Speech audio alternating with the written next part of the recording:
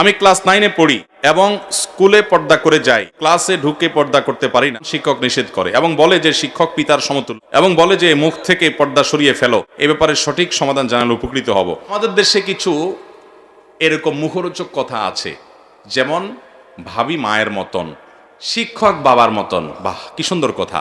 পত্রিকার পাতা খুললে আমরা দেখি পরিমল, অমুক তমুক শিক্ষক, কিন্তু এরা সব এই শিক্ষক নামের কলঙ্কদের নানান কুকীর্তি পত্রিকা খুললে দেখা যায় কি যায় না। অতি ভালো ভালো না ভাই, যে একজন নারীর গায়রে মাহরাম, সে যদি বাপের বয়সীও হয় তারপরেও তার সাথে পর্দা করতে হবে, কারণ এর সাথে এই মেয়ের বিয়ে বন্ধনে আবদ্ধ হওয়া কি আছে, জায়েজ।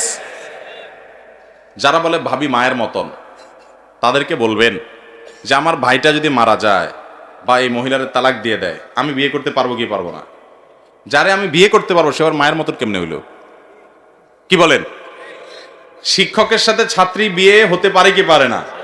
যার সাথে বিয়ে হতে পারে সেই সম্ভাবনা আছে, সে আবার বাপের মতো কেমনে হইল? বাপের সাথে বিয়ে হতে পারে? তাহলে যার সাথে বিয়ে হতে পারে না তার সাথে তুলনা বাপের সাথে চলে, যার সাথে বিয়ে হতে পারে সে আবার বাপের মতো কেমনে হলো? অতএব এই সকল শয়তানি স্লোগান, এই সমস্ত শয়তানি মুখরোচক কথা শোনা যাবে। ইসলাম যেখানে পর্দার বিধান রেখেছে, দেখুন, বাবার সাথে, ভাইয়ের সাথে, সন্তানের সাথে, নিজের তাদের সাথে, চাচার সাথে, মামার সাথে পর্দা আছে শরীয়তে? তাদের সাথে কোনো পর্দার বিধান?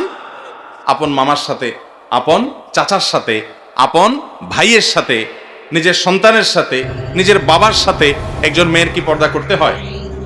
একজন ছেলে তার মায়ের সাথে, বোনের সাথে পর্দা করতে হয়? যেই জায়গায় রিস্ক নাই সেখানে ইসলাম বলছে পর্দা করার দরকার। এই জায়গাগুলোতে কি রিস্ক আছে? নাই। এগুলোতে দুর্ঘটনা আলহামদুলিল্লাহ সচরাচর ঘটনার কথা কল্পনাও করা যায় না। কিন্তু ইসলাম যে জায়গাতে পর্দা করতে বলেছে, যেমন কথার কথা, চাচাতো ভাইয়ের সাথে, খালাতো ভাইয়ের সাথে, মামাতো ভাইয়ের সাথে পর্দা করতে বলছে কি বলে না? এই জায়গাগুলোতে রিস্ক আছে না নাই? অঘটন ঘটে কি ঘটে না? বাবির সাথে পর্দা করতে বলেছে দেবরকে, এখানে অঘটন ঘটে কি ঘটে না? শিক্ষকের সাথে পর্দা করতে হবে ছাত্রীর, কারণ তিনি গায়রে মাহরাম, তথাকথিত বাবার মতো না, তিনি স্বামীর মতো, কারণ তার সাথে বিয়ে বন্ধনে আবদ্ধ হওয়া কি আছে, জায়েজ।